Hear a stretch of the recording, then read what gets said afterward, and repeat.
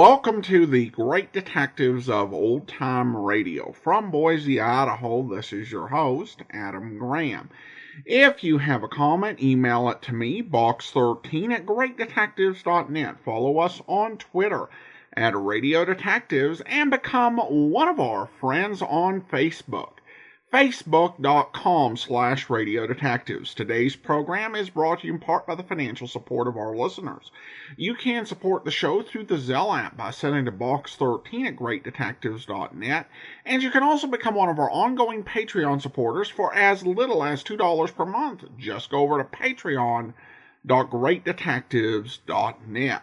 Well, now it's time for the first of our Christmas episodes, and we've got an episode of Casey Crime Photographer for you.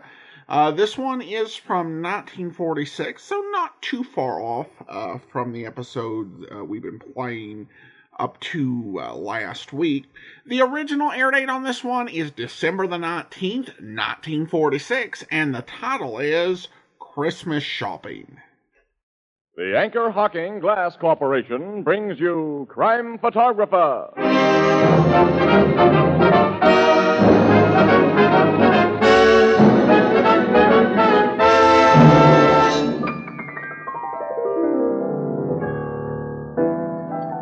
Hey, Ethelbert. Oh, hello, Casey. What's Tony Marvin worrying about over there? Why, he's writing a holiday poem. And he's stuck for something to rhyme with Christmas stocking. But, Ethelbert, are you kidding? Certainly not. Oh, you mean Anchor Hocking. Oh, gee, fellas, that's wonderful. Anchor Hocking, a great name in glass.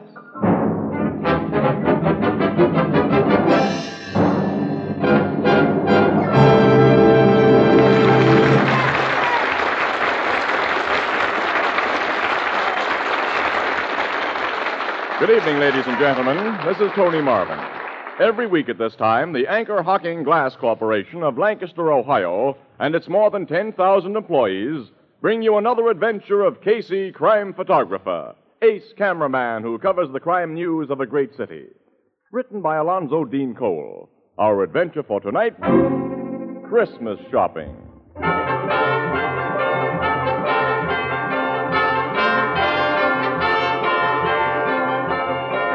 Late afternoon, a crowded aisle in one of our city's largest department stores.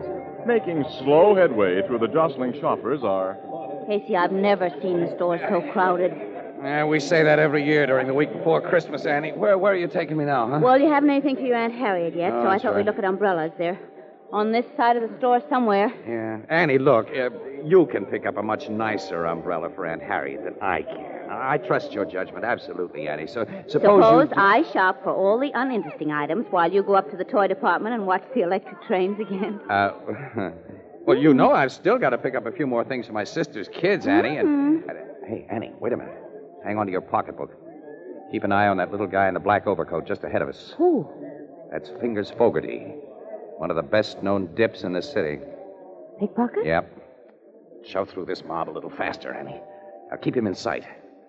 I think he's closing in on a prospect. You mean he's made up his mind about whose pocket he's going to pick? Sure. Smart dips like Fingers don't dive into just anybody's pocket. They hang around bars and wait for some guy to flash a roll, and they tail him. And if he gets into a crowd like this... Look, Fogarty's doing his stuff now, Annie. No. Yeah. That big fat guy he just bumped into. Fingers took a wallet from his inside pocket. Well, I didn't see him. Neither did the fat guy. Fingers is a smooth worker. Come on. He'll feel very badly when we stop his special brand of Christmas shopping, but pocket picking is considered antisocial. I've got to get Mr. Fogarty. Well, he squeezed through the crowd. I can't see him anymore. Neither can I. Look, Casey, yell out for somebody to stop him. Oh, well, I yell, stop thief. Well, you can't let him get away. He won't get away. Every cop in this precinct knows Fingers. He'll be picked up quick after a charge is brought against him. I'll help that guy who lost his wallet bring the charge. Yes, if you appear as a witness. I will. There's the fat man. Excuse me, mister. Huh? Something happened to you a minute ago that I don't think you know about. What do you mean? Your pocket was picked. My pocket? Yeah. A little guy bumped into you, and as he did, I saw his hand go into your inside pocket and come out with a wallet. Well, I happen to know who he is, and when you report your loss to the cops, I'll be glad You're mistaken, mister. I didn't lose my wallet. Huh? I'm sure I'm more sure. I tell you, I saw him. When a guy sees something that couldn't be seen, he's either goofy or drunk. On your way, fella. Well, I'll be... Good thing you didn't get your hands on Fingers Fogarty. He could have plastered you with a nice suit for false arrest. And I know he took a wallet from that fat guy's pocket. I was watching every move that Fingers made. Well, I was watching him, too, and I didn't see him take anything. And that fat man says he didn't lose a wallet, so... Okay, I'm goofy or drunk. Or maybe you only need glasses. Well, I do after this. Several glasses. Let's head for the Blue Note.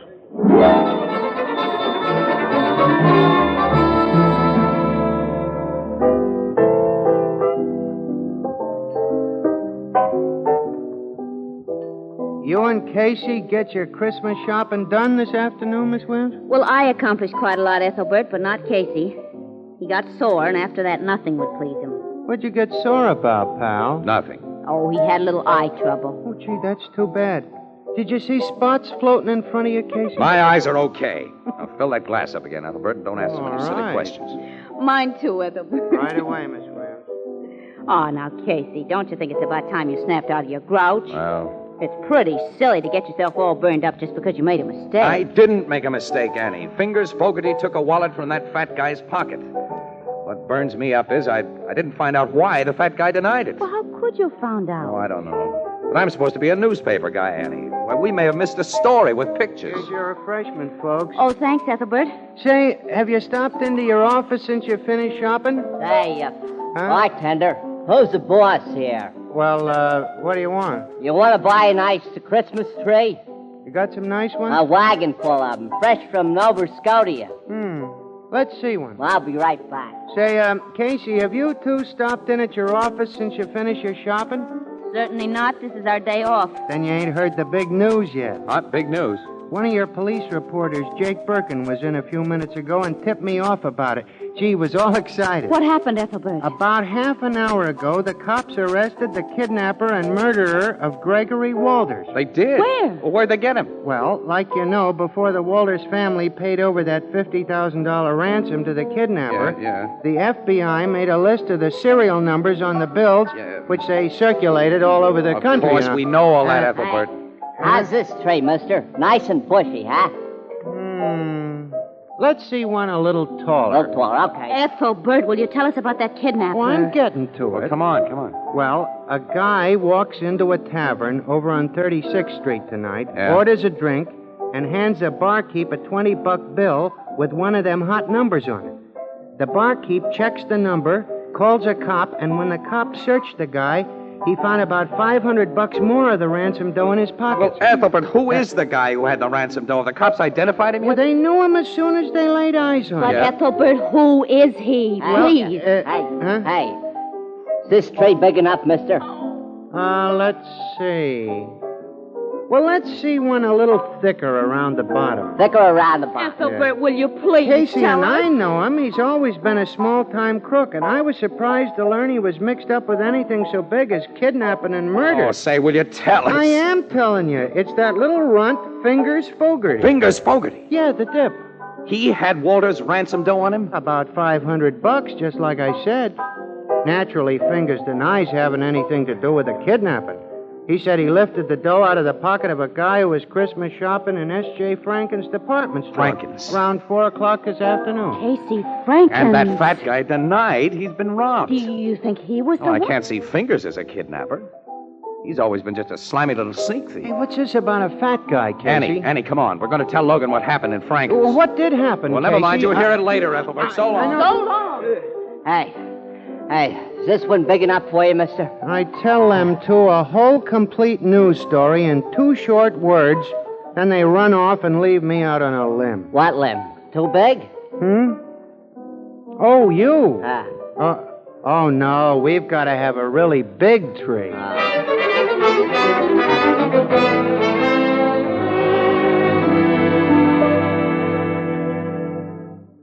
So you think Fingers Fogarty may be just the victim of circumstances, Casey? Circumstances peculiar to his profession. Miss Williams and I have told you what happened, Logan. You can add it up.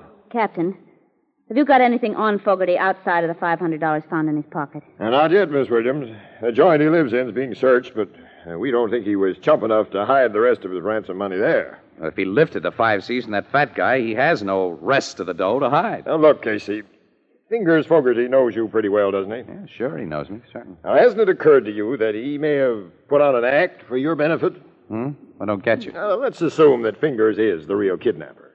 It's been over a year since the ransom money was paid. Fingers has been careful. He hasn't tried to pass any of the 50 grand because he knows it's red hot. But now he figures the heat has died down, so he sends up a trial balloon. How do you mean trial balloon? Well, he's got a record as a dip, Miss Williams.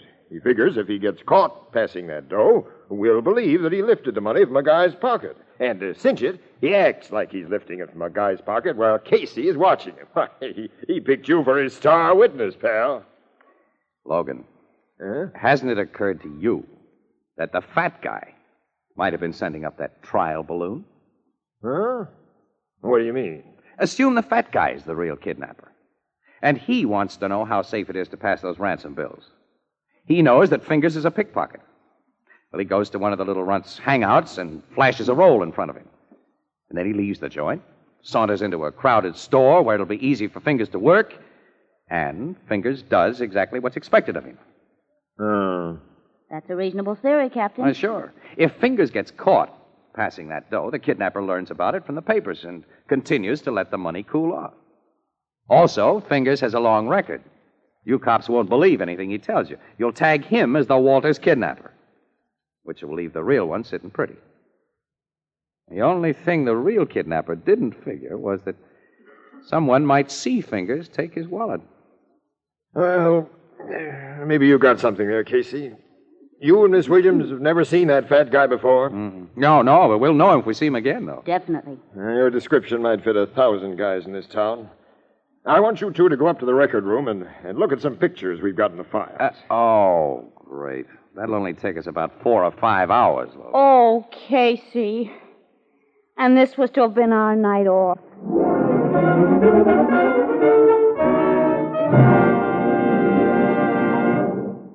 Perhaps you'll forgive this last-minute reminder, but there are now exactly 4 more shopping days until Christmas.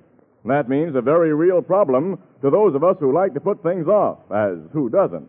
Is there anyone you've overlooked? Anyone to whom you want to give something beautiful, practical, and inexpensive? Well, you'll find the answer in Fire King oven glass.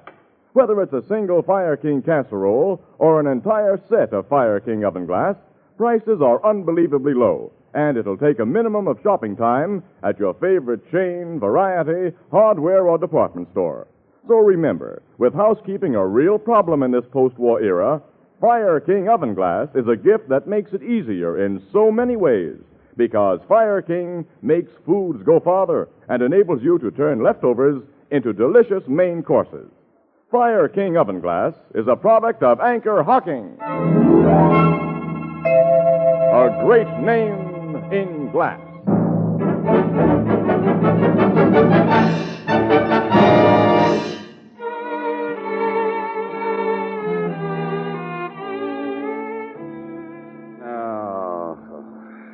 I don't recognize any picture here, Logan. Oh, me either. Oh, golly. Captain, why don't you have some good-looking crooks in your files? I'm going to have nightmares looking at pictures of so many ugly men. You should see the women. Logan, you know, there's one picture here that bothers me. It resembles the guy a lot, but well, look at the description that goes with it. Nick Pensa, Woolstock Prison, discharged 1944, armed robbery. Age 30, height 5 feet. Well, you said your fat guy was a 6-footer and at least 45 years old. Yeah. He weighed a good 250 plus, too. This Nick Pence's weight has given us only 135. Well, they can't be the same man, then. No, not a chance. It's funny, though, there is a resemblance. Well, we need more than that. Let's all go home and get some sleep. Me for that. Me, too. I'm so tired I can't think. I'm falling over. I'll murder anybody who wakes me up before noon tomorrow.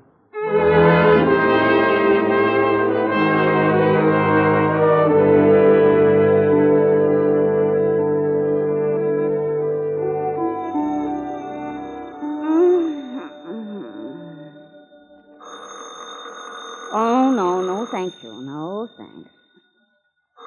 Oh. Hello. Morning, Annie. Who's this? Wake up, kid. It's Casey. Casey? Oh, Casey. Casey, yeah, you remember me, don't you? Yes, I do, and it's only 9 o'clock, and what is the big idea? Annie, look, I think I know where to look for that fat guy. You do? I certainly do. The old bean wasn't working last night. But when I woke up a few minutes ago, I had it. The strong resemblance between that young half-pint crook, Nick Pensa, and our big, fat, 45-year-old guy can't be just coincidental, Annie. They must be relatives, maybe brothers. Mm-hmm, go on. Well, I've looked in the phone book and found only one Pensa listed, John Pensa, contractor, who lives and does business out on Dudley Road. I thought you might like to drive out there with me and see what John Pensa looks like. Why don't you have the cops go out and look at him? Annie, you're not awake yet. Only you and I can identify that fat guy. Besides, if you and I find him, Annie, we get an exclusive. The cops are in on it. Every paper in town will have Well, I'm awake now, all right. Where'll I meet you? I'll be outside your door with a car in 15 minutes. Casey, I've got to dress. We'll make it a half an hour then. We'll make it a full hour, and no sooner. Well, what are you going to dress, yourself or a Christmas tree? Listen, Annie, I can bathe, shave, and get into my clothes in 10 minutes. I put on underwear. Goodbye.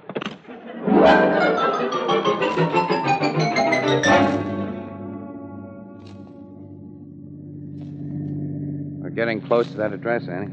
Yeah. This isn't a very attractive neighborhood. No. John Pensa, contractor, can't be much of a concern. And John Pensa, contractor, may be no relation whatever to the Nick Pensa in the police files. The name's very unusual, Ann. I have a hunch. Uh-oh. There's the place. Yep. I'll stop here so we can look the joint over. Well, there's a concrete garage attached to the house with a good-sized truck inside and room for another. Concrete mixer in the workyard. Oh, Casey, established businessmen don't go in for kidnapping. I think we're on a wild goose chase. Annie, that guy coming out of the garage. What about him? He's just a skinny little... Annie, you need glasses and a more photographic memory. He's the man of that police picture. Of course, Nick Pensa. Now I know my hunch was right. He's looking over here. Well, he's never seen this before, but I'll get rolling anyway. Now, how can we find out if he has a fat brother? Well, drop into one of these neighborhood stores and make a few inquiries. Then what? Well, how can I tell until I find out what I hope to find out? Annie, you're the darndest girl for asking questions. You really are. Now, let's stop there. Well, we'll stop here. We'll go into this little drugstore right here. The druggist usually knows everybody in the neighborhood. Come on. Okay, but I think it would be simpler and more sensible to make inquiries at the precinct police station. I don't want the cops in on this until we know where we stand. Here, let me do the talking. It's your party, wise guy. You handle everything.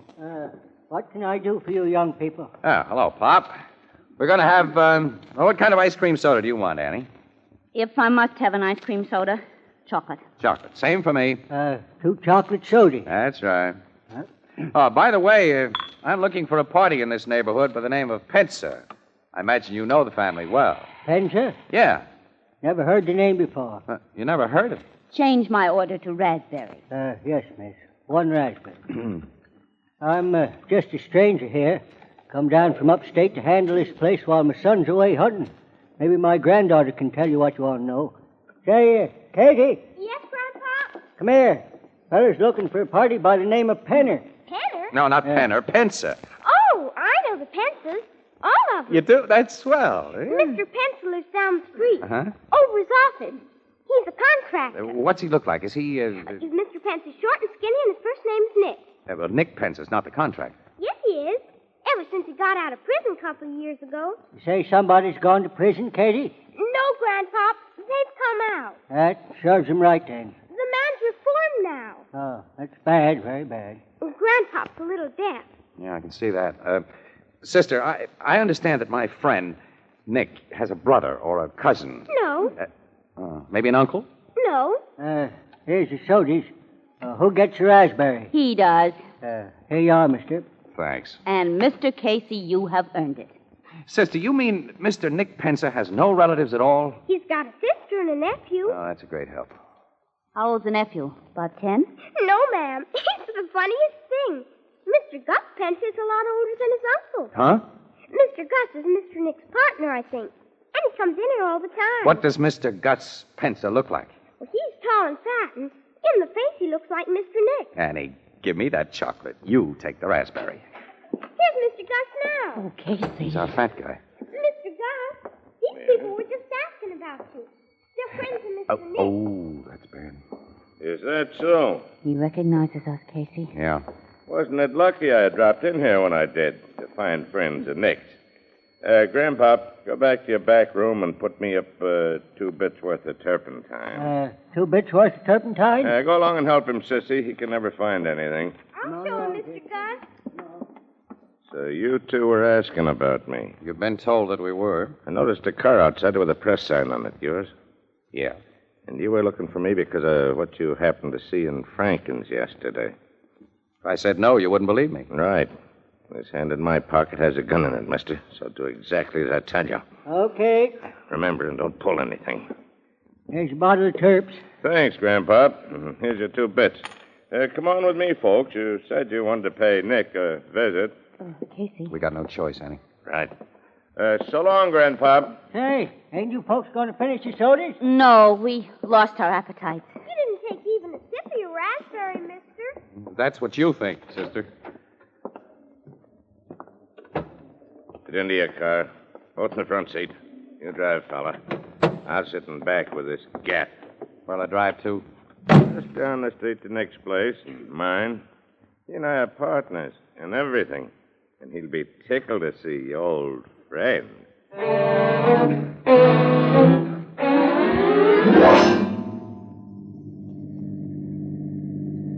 Turn into the workyard and park in our garage. And next to the truck there. Okay. Yeah, that's fine. Now what do we do? You and your boyfriend don't do anything, lady. And to make sure you don't, You hit Casey with your gun. and you get the shape. That'll keep the two of you quiet for a while. Nick! Nick! Yeah? What do you want, Gus? Come into the garage, quick. Okay. Whose car you got in there? You'll see. Come inside and help me close these doors. Okay. Hey. What's the idea? Take a look inside this car. Who's the guy and the dame? They're the two I told you about last night. Saw that dip take the hot dough from my pocket. They got wise to the layout and located us. They police? No. These two are newspaper mugs. I figure they were making this play on their own, so we got to take care of them. We can't bump them off here. We can. We do it nice, clean, and quiet. Get those big spools of adhesive tape from the house. What are you going to do? You'll see. Get that tape.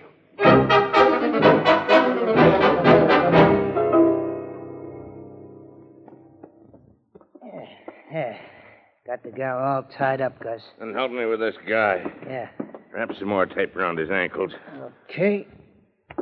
Yeah. He's fixed now and solid. All right. Now climb into that truck and start the motor, Nick. Oh, the carbon monoxide treatment, huh? Yeah.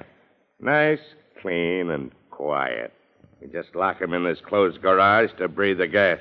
Tonight, when it's dark, we get rid of their bodies in their car. Start the motor.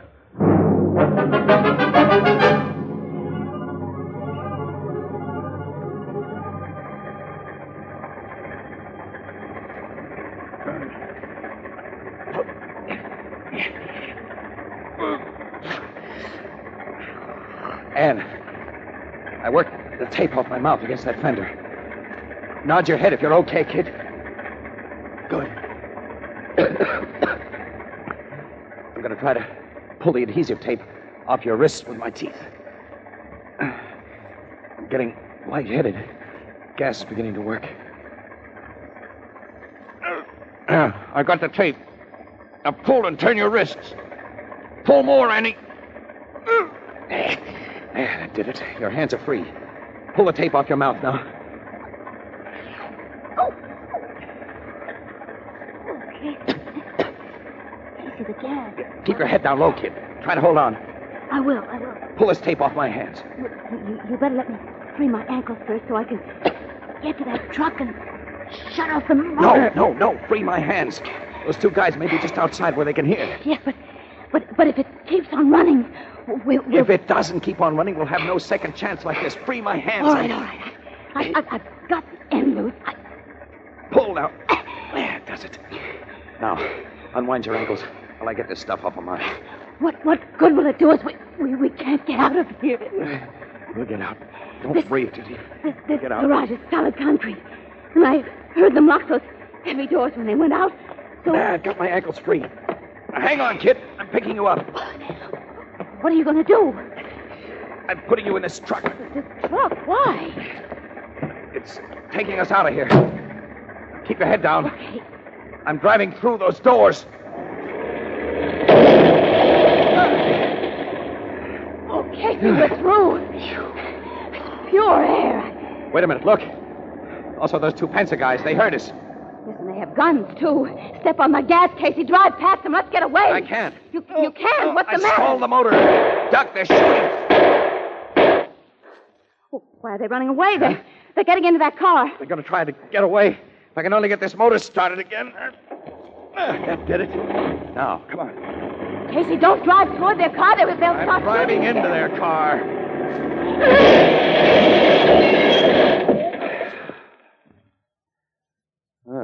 This 10-ton truck does a nice job when it hits a tin can like Oh, Casey. My nerves will never be the same again. that. I'll never recognize mine either. Come on, let's call City Desk. Get the cops out here so we can get to the Blue Note. I need another pair of glasses. The kind you fill.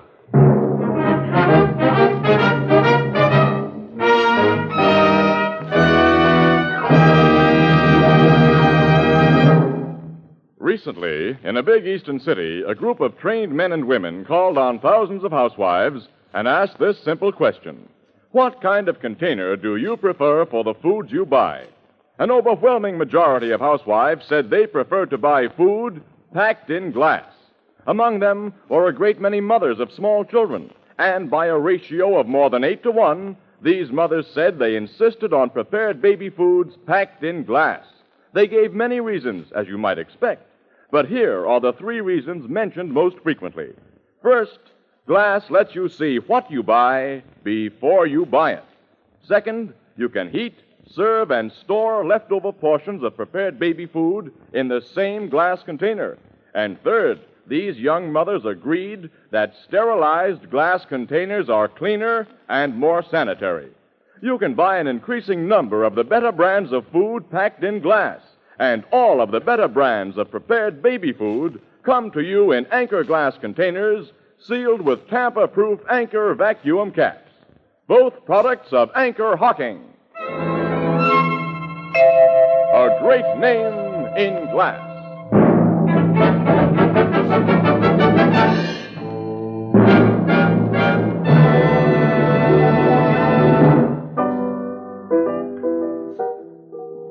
You didn't kill them 2 kidnappers when you threw that truck at them, Casey? No, Bethelbert, no. The cops pulled them out of the wreckage in fairly good shape, considering. They'll be able to walk to the chair. How about the ransom money? Did the cops find it? Yeah. Gus, the fat guy, confessed the Walters kidnapping and told where he and Nick had hidden the dough. Gee, and all because you and Miss Williams did some Christmas shopping. Say, what happened to the little dip, Fingers Fogarty? Well, in trying to clear himself of the kidnap and murder charge, Ethelbert, Fingers made so many admissions about his own specialty that the cops can keep him in jail until 1999. Gee, 1999, huh? Good heavens, Casey. What's that coming in the door?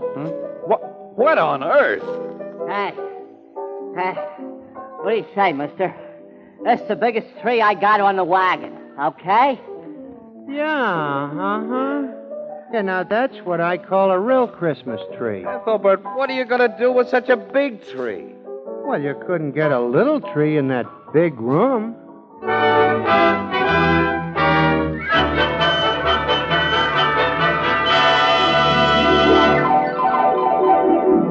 Crime Photographer, starring Stotts Cotsworth as Casey, is brought to you each Thursday at this time by the Anchor Hocking Glass Corporation, makers of Fire King Oven Glass.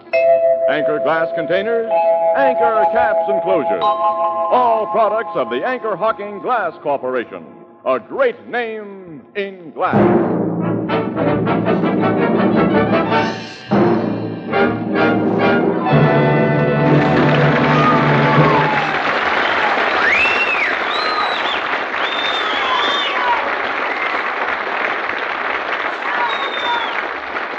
Crime Photographer, directed by John Dietz, is written by Alonzo Dean Cole and is based on the fictional character of Casey, created by George Harmon Cox. The original music is by Archie Blyer, and the program features Miss Leslie Woods as Anne and John Gibson as Ethelbert. Herman Chittison is the Blue Note pianist. Thursday night on CBS is the biggest show in town, so stay tuned for exciting dramatizations on Reader's Digest Radio Edition, which follows immediately over most of these stations. Now, for our sponsor, the Anchor Hocking Glass Corporation, and all of us on the show, this is Tony Marvin wishing every one of you a joyful and happy holiday at this Christmas time.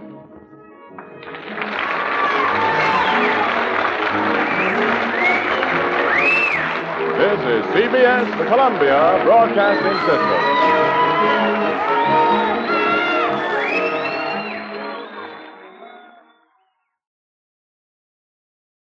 Welcome back. Well, this was really fun. A great little romp of a story with some really solid dialogue. Over at Blue Note Bulletin, Dr. Joe Webb calls out the fact that the dialogue when Casey was telling Anne to hurry up and get ready was illustrative of their different stations. Casey was essentially supposed to be about 40 and just this sort of disheveled veteran newspaper man.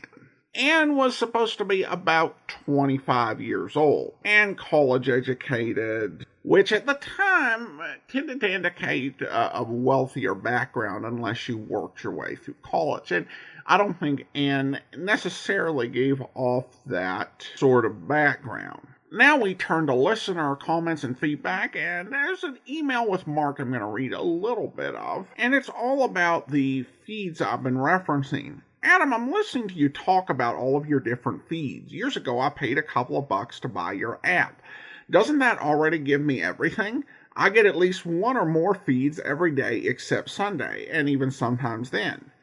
Well, good question, Mark. And in answer to the question, if you bought the app already, then essentially everything should be inside there because it's tied into the main feed of the podcast and it takes all the episodes that I put out and it doesn't delete them. So you should, be able to, get the app out, listen to, all 3,000 episodes plus. In addition, The Amazing World of Radio comes directly into the app, as do some app extras that we post every month. Now, the main feed off of my website for years only included the last 200 episodes, just because it would have difficulties trying to serve up more from the website, and it would cause issues with the feed, so we had to limit it that way. With our new host, we have been adding episodes without deleting anything. So I think we're up to 250, 260, something like that. But whatever the case may be, that leaves a lot of episodes that people who just started listening, this year or before that, have never heard before. And so we have these different individual program feeds. Like we've added a feed for The Saint, for our run through Dragnet. We have a feed for Let George Do It. So it makes it easier for folks who don't have the app or would prefer not to scroll back through a lot of shows to find shows that they'd like to listen to that we've done on the Apple Podcast Store. In addition to that, it also can help people find the podcast, our main podcast, because I've gotten emails where people said, I was searching for yours truly, Johnny Dollar, and I found your feed, and I subscribed to the whole podcast, listening to all the episodes. So that's what the feeds are for. If you have the app, you like the app, you can find whatever you need in the app, then by all means, continue to use it. You don't have to worry about getting additional feeds. And then we received an email from Walter. Walter writes in, you have a really awesome collection of vintage radio. Thank you, especially during these very dark days. However, I'm going to be brave and honest with my humble opinions, so here it goes. Please do not take this personally when I say the voice I heard hosting my first episode today seemed forced and a bit too dramatic, or at least it did not seem authentic. If that is possible, then your own natural voice would much be much more comfortable and believable. Thanks for listening. Well, thank you so much for the email, Walter. And I will admit that there is a difference between voice that the way my voice comes out on the podcast and the way that I tend to speak, in day-to-day life. I don't drive up to the window at Carl's Jr. and say, "Hello, this is Adam Graham, and I am here to order a low-carb $6 burger." It's one of those things. It's definitely not forced, or something where I am trying to affect a big difference in my voice. But it does tend to be something that I do almost naturally without thinking about it. And I've done the same thing when I am, doing public speaking. And when I've delivered sermons on occasion. I've been observed to have a slight southern tang, even though I don't hear it. Or I should say twang. So I can appreciate where you're coming from, but having explained that this is not something that I actively set out to do, okay, I need to come up with some new voice, and this is the voice I'm going to do. It's just kind of how I approach it. In order to correct that, I would really need to be super self-conscious and super vigilant about recording. I would have to say, okay, what is my normal conversational speaking voice? And if I slip into more of a radio host voice, going ahead, stopping the recording, deleting what I did, going back and re-recording this, and I could do that, probably get to doing that with a lot of work for months and months on end. However, generally with most of the audience, it's just not been a problem. While I'm sorry it's an issue for you, I'm kind of under if it ain't broke, don't fix it sort of mentality. And I think for most of the audience, it just ain't broke. And I do want to assure you, if you're worried, it's not like my natural voice is massively different. It's, I don't have a French accent or anything. At least, I don't think so, monsieur. All right, and I also want to go ahead and thank our Patreon supporter of the day. Thank you to Jeff, Patreon supporter since December 2015, currently supporting us at the rookie level of $2 or more per month. Thanks so much for your support, Jeff. And that will do it for today. Join us back here tomorrow as our Christmas programs continue with the Fat Man. And next Monday, we'll actually be on vacation with us bringing you a special program from our archives. And we'll be back in 2 weeks with another episode of Casey Crime Photographer. In the meantime, send your comments to box13@greatdetectives.net. Follow us on Twitter at Radio Detectives and become one of our friends on Facebook, facebook.com/Radio Detectives. From Boise, Idaho, this is your host, Adam Graham, signing off.